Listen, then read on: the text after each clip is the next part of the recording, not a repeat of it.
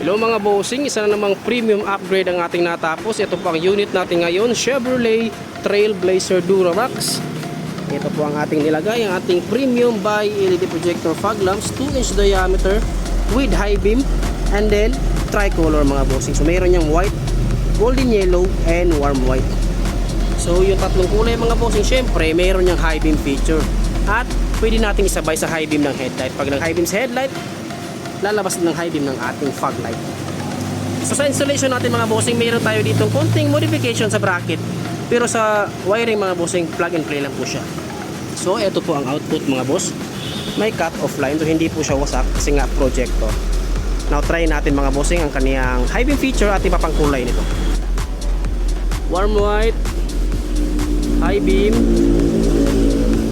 white, mayroon ding high beam, golden yellow, mayroon din niyang high beam mga bossing.